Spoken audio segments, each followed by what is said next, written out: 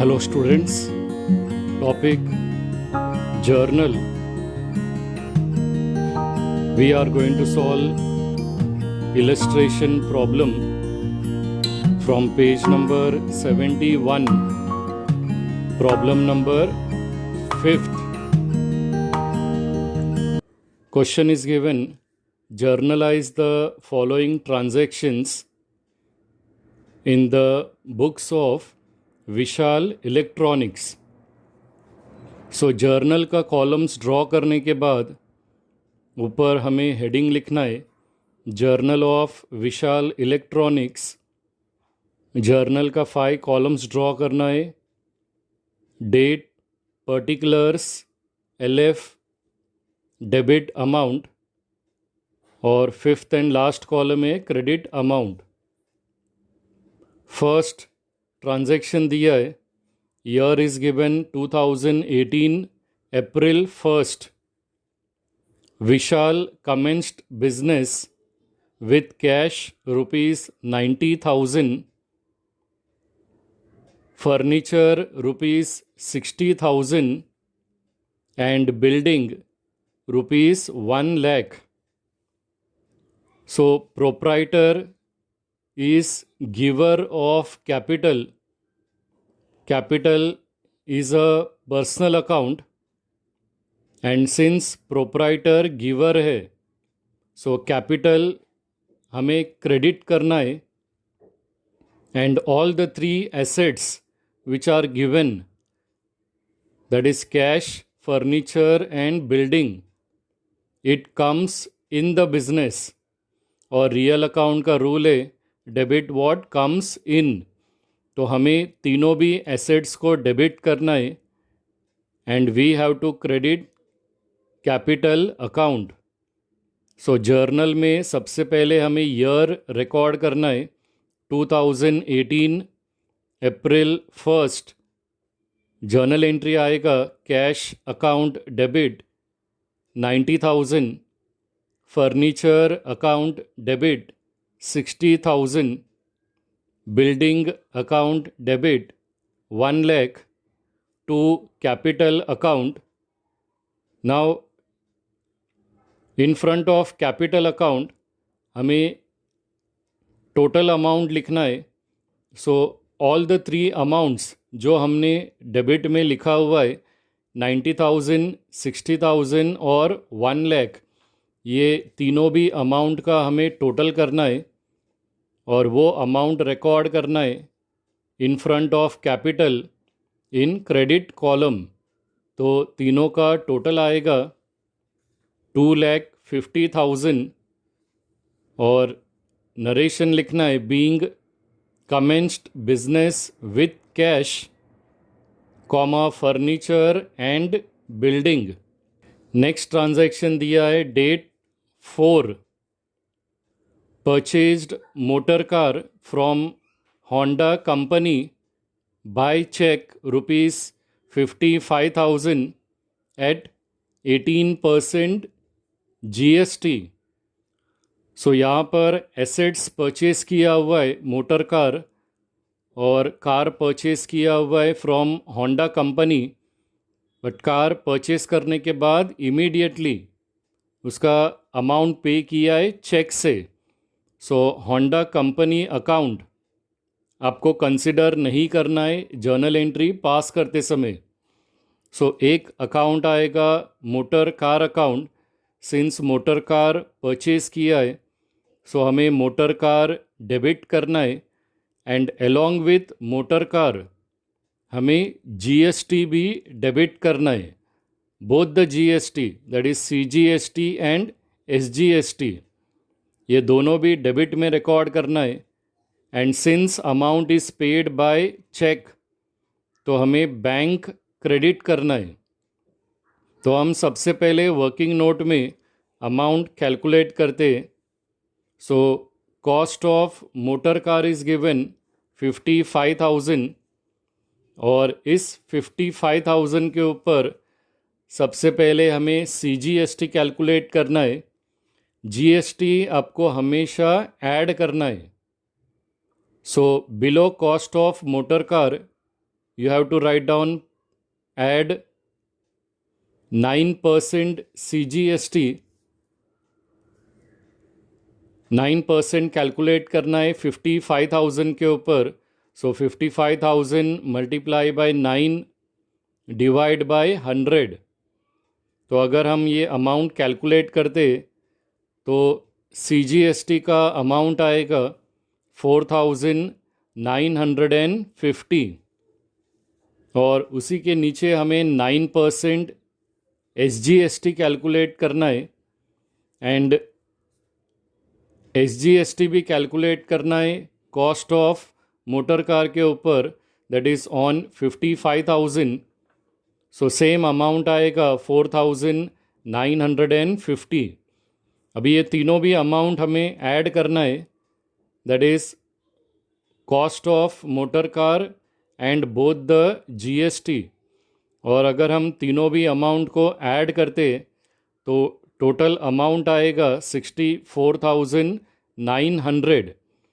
और ये अमाउंट पे किया है बाय चेक. सो हमें जर्नल में डेट रिकॉर्ड करना है, date 4. And since motor car purchase किया है, सो हमें मोटर कार डेबिट करना है और मोटर कार के साथ हमें दोनों भी GST डेबिट करना है.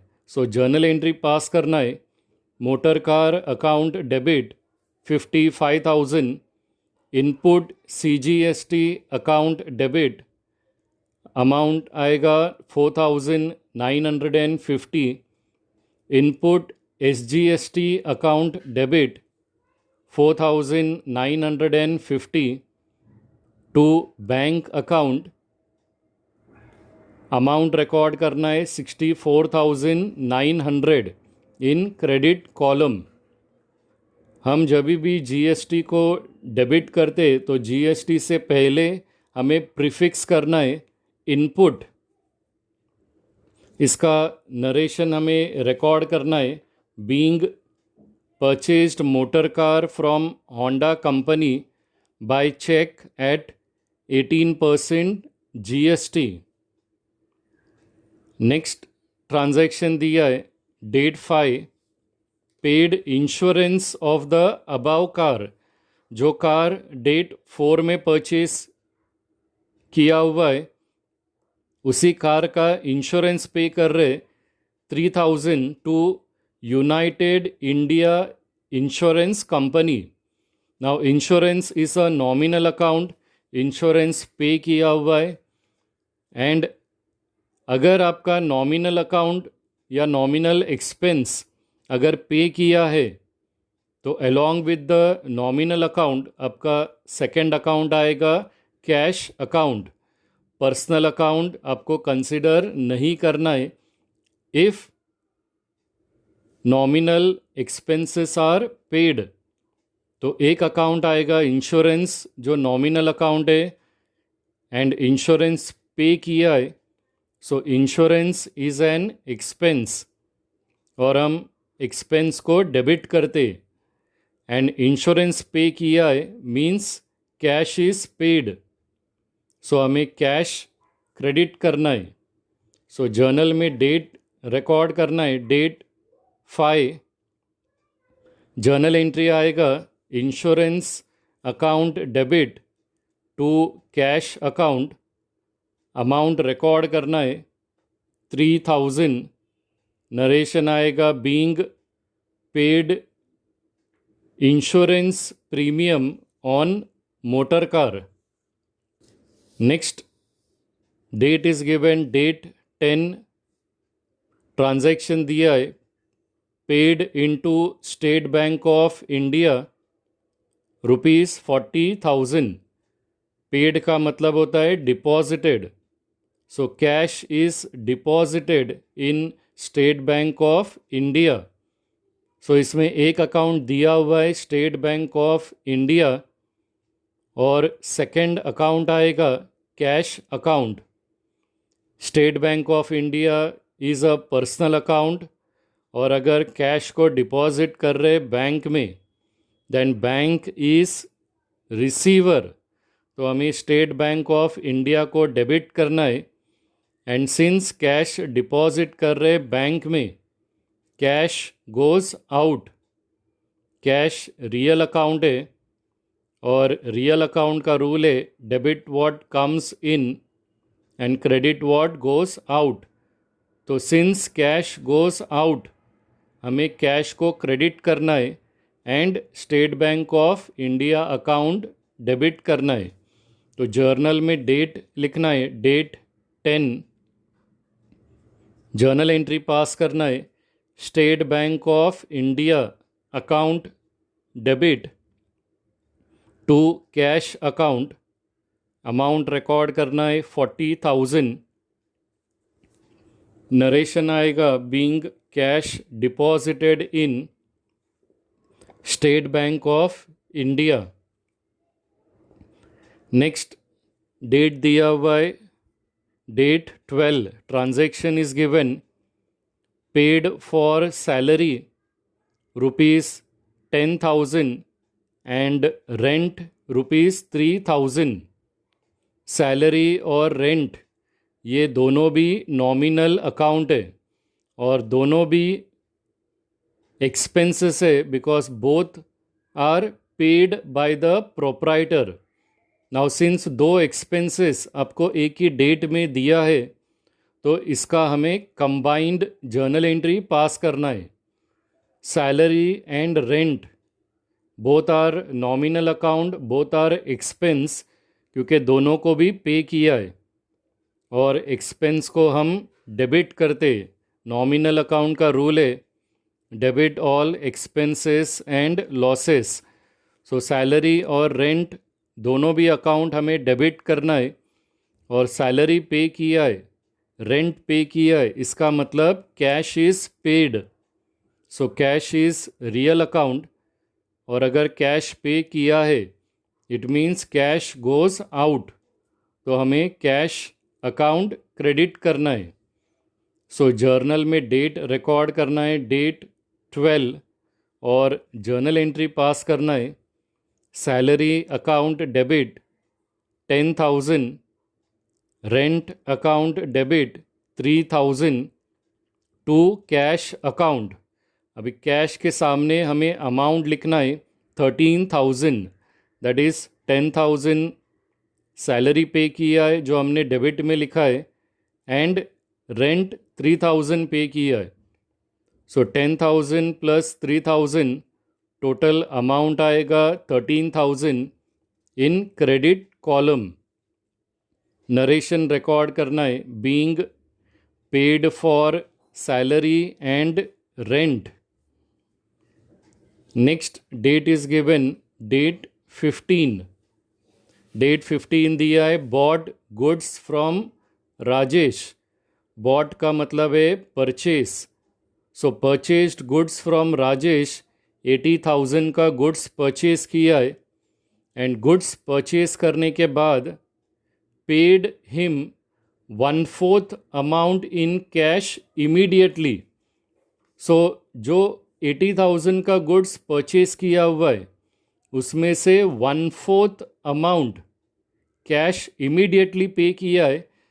दैट मीन्स जो बैलेंस अमाउंट है दैट इज़ 3/4, वो आपका क्रेडिट ट्रांजैक्शन है। और क्रेडिट ट्रांजैक्शन में जिस पर्सन के पास से हमने गुड्स परचेस किया है उसको हम क्रेडिट करते हैं।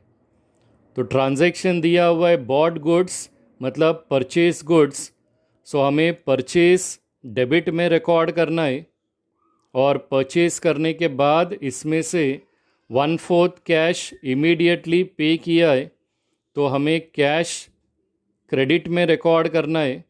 और ये गुड्स परचेस किया हुआ है राजेश के पास से, सो राजेश इज़ गिवर और राजेश को भी हमें क्रेडिट करना है। कैश हमने 1/4 पे किया है तो हमें वो वर्किंग नोट में कैलकुलेट करना है और 3/4 ट्रांजैक्शन जो है वो क्रेडिट ट्रांजैक्शन है। सो 3/4 अमाउंट हमें रिकॉर्ड करना है in front of Rajesh account.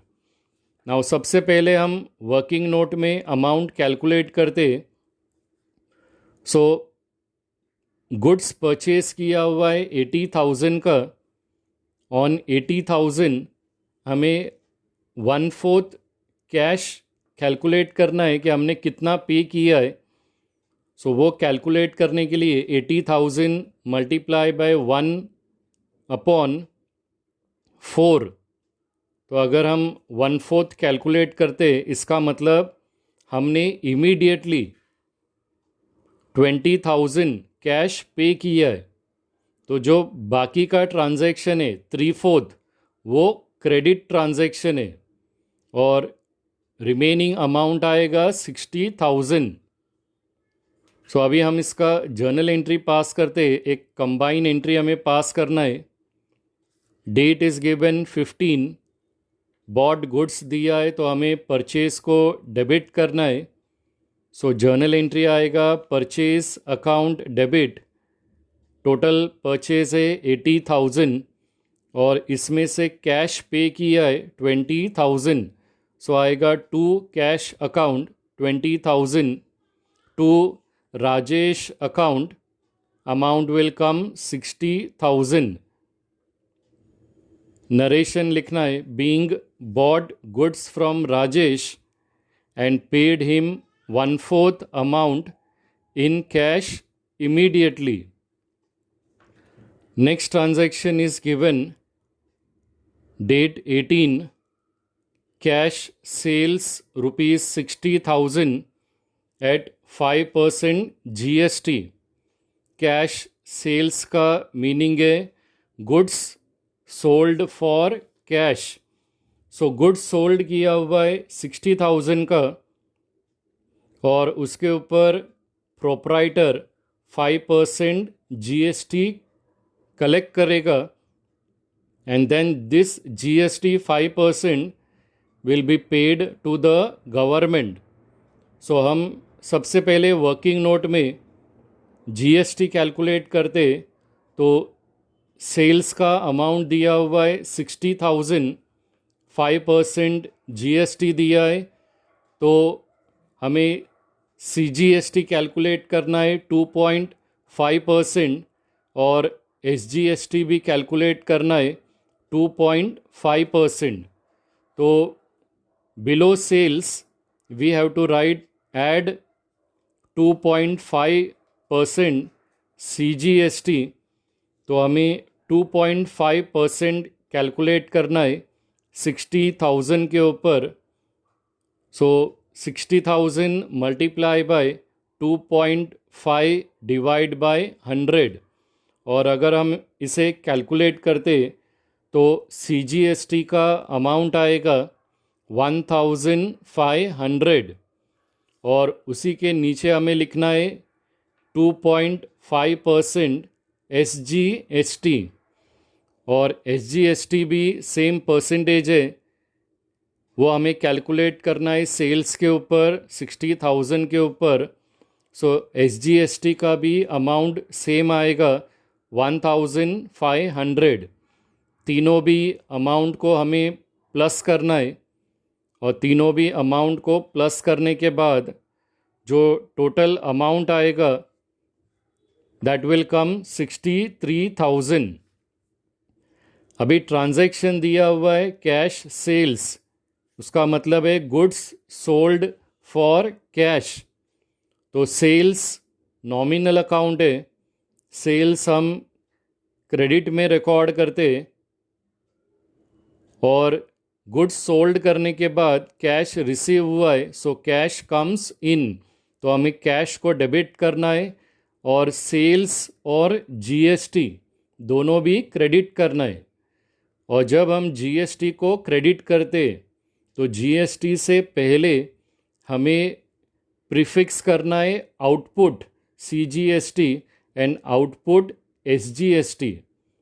तो जर्नल में हम डेट रिकॉर्ड करते, डेट 18 और जर्नल एंट्री पास करना है cash account debit 63,000 to sales account, amount आएगा 60,000 to output CGST account 1,500 to output SGST account 1500। Narration लिखना है being goods sold for cash at 5% GST। Next transaction दिया है date 20, received rent ₹1000 and commission ₹4000। Rent और commission दोनों भी nominal account है and since दो इनकम रिसीव्ड हुआ है तो हमें इसका एक कंबाइन एंट्री पास करना है। रेंट और कमीशन दोनों रिसीव्ड हुआ है सो बोथ आर इनकम, और इनकम को हम क्रेडिट करते as per the nominal rule. सो अगर रेंट रिसीव्ड हुआ है या कमीशन रिसीव्ड हुआ है इसका मतलब कैश इज़ रिसीव्ड, तो हमें कैश डेबिट करना है और रेंट एंड कमीशन हमें क्रेडिट करना है। तो 20 का जर्नल एंट्री आएगा cash account debit ₹5000 to rent account 1000 to commission account 4000। Narration लिखना है being received rent and commission. Next transaction is given date 25, paid for telephone charges ₹1500। Telephone charges का मतलब एक्सपेंसेस है, सो ऑलरेडी दिया हुआ है ये एक्सपेंसेस है। Telephone charges is a nominal account and since ये एक्सपेंस है तो एक्सपेंस को हमें डेबिट करना है और ये पे किया है इसका मतलब cash is paid, cash goes out, तो हमें कैश क्रेडिट करना है। तो जर्नल में डेट रिकॉर्ड करना है डेट 25 और इसका जर्नल एंट्री आएगा telephone charges account debit to cash account, amount आएगा 1500। नरेशन लिखना है being paid for telephone charges. Next date दिया है date 27, invoiced goods to Katrina for cash ₹75,000 at 5% GST। Invoiced को अंडरलाइन करो और वहाँ पर लिखो sold. So sold goods to Katrina for cash 75,000 का गुड्स सोल्ड किया हुआ है। सो सिंस ये कैश बेसिस पे सोल्ड किया है तो यहाँ पर हमें पर्सनल अकाउंट कंसिडर नहीं करना है। Now since goods are sold हमें सेल्स क्रेडिट में रिकॉर्ड करना है और सेल्स के साथ हमें GST भी क्रेडिट में रिकॉर्ड करना है और गुड्स सोल्ड करने के बाद cash is immediately received, so we have to debit cash account. So इसका जर्नल एंट्री पास करते समय हमें कैश को डेबिट करना है और सेल्स एंड GST ये दोनों भी क्रेडिट करना है और GST रिकॉर्ड करने से पहले आपको लिखना है आउटपुट दोनों के लिए, CGST और SGST के लिए। तो हम सबसे पहले वर्किंग नोट में अमाउंट कैलकुलेट करते, तो सेल्स का अमाउंट दिया हुआ है 75,000, उसका नेक्स्ट लाइन में लिखना है ऐड 2.5% CGST। सो 75,000 के ऊपर हमें कैलकुलेट करना है 2.5%। सो 75,000 multiply by 2.5 divide by 100। So CGST का अमाउंट आएगा 1,875 और उतना ही परसेंटेज 2.5% हमें SGST कैलकुलेट करना है और SGST का भी अमाउंट सेम आएगा 1875। अभी ये तीनों भी अमाउंट को ऐड करना है। सो तीनों भी अमाउंट को ऐड करने के बाद टोटल अमाउंट जो प्रोप्राइटर कलेक्ट करेगा, दैट इज़ जो उसको कैश रिसीव हो रहा है, दैट इज़ 78,750। सो जर्नल में हमें डेट लिखना है, डेट 27। इनवॉइस्ड गुड्स का मतलब सोल्ड गुड्स। सो और ये गुड्स सोल्ड किया हुआ है कैश के लिए। सो हमें कैश अकाउंट डेबिट करना है, तो जर्नल एंट्री आएगा कैश अकाउंट डेबिट, अमाउंट आएगा 78,750 to sales account 75,000 to output CGST account 1,875 to output SGST account, amount आएगा 1,875 और नरेशन आएगा being sold goods to Katrina for cash at 5% GST। Date 29, transaction दिया है Sunita brought goods from us ₹45,000 at 5% GST. So transaction is given Sunita brought goods from us, means Vishal electronic के पास से goods purchase किया है। That means Vishal electronics ने वो goods sold किया हुआ है, क्योंकि सुनीता ने अगर गुड्स परचेज किया है तो proprietor that is Vishal Electronic ने वो गुड्स को सोल्ड किया हुआ है। So goods are sold for 45,000 और उसके ऊपर हमें कैलकुलेट करना है 5% GST। तो हम सबसे पहले वर्किंग नोट में अमाउंट कैलकुलेट करते। सो सेल्स का अमाउंट दिया हुआ है 45,000। नेक्स्ट लाइन में लिखना है ऐड 2.5% CGST। 45,000 के ऊपर हमें 2.5% कैलकुलेट करना है। सो 45,000 multiply by 2.5 divide by 100। So CGST का अमाउंट आएगा 1,125।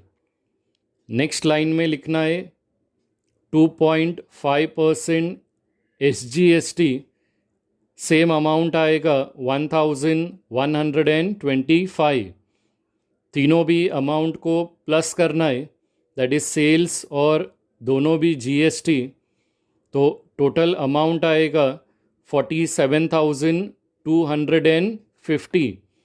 Now this goods are sold on credit basis, क्योंकि ये 29th ट्रांजैक्शन में कैश दिया नहीं है। सो सुनीता ने गुड्स परचेज किया है, means Vishal electronics has sold the goods. So goods sold किया हुआ है सुनीता को। Sunita is receiver. So Sunita account debit करना है और हमें सेल्स और GST ये दोनों भी अकाउंट हमें क्रेडिट करना है। तो जर्नल में डेट रिकॉर्ड करना है, डेट 29। जर्नल एंट्री आएगा Sunita account debit, amount will come 47,250 to sales account, goods sold किया हुआ है 45,000 का, to output CGST account 1,125 to output SGST account 1,125। Narration लिखना है being sold goods to Sunita on credit at 5% GST। और सबसे लास्ट ट्रांजैक्शन दिया है date 30, paid for printing ₹17,000 by debit card of SBI तो एक अकाउंट आएगा प्रिंटिंग और दूसरा आएगा SBI account, that is state Bank of India account. Printing nominal account है, प्रिंटिंग एक्सपेंस है, क्योंकि स्टार्टिंग में पेड वर्ड दिया है तो प्रोप्राइटर ने ये पैसा पे किया है, तो प्रोप्राइटर के लिए प्रिंटिंग एक्सपेंस है और एक्सपेंस को हम डेबिट करते हैं। और प्रिंटिंग का पैसा प्रोप्राइटर ने डेबिट कार्ड से पे किया है SBI का, तो बैंक विल बी गिवर और हमें बैंक को क्रेडिट करना है। तो डेट रिकॉर्ड करना है 30 इन द जर्नल और इसका जर्नल एंट्री आएगा printing account debit to State Bank of India account, amount आएगा 17,000 और नरेशन लिखना है being paid for printing by debit card.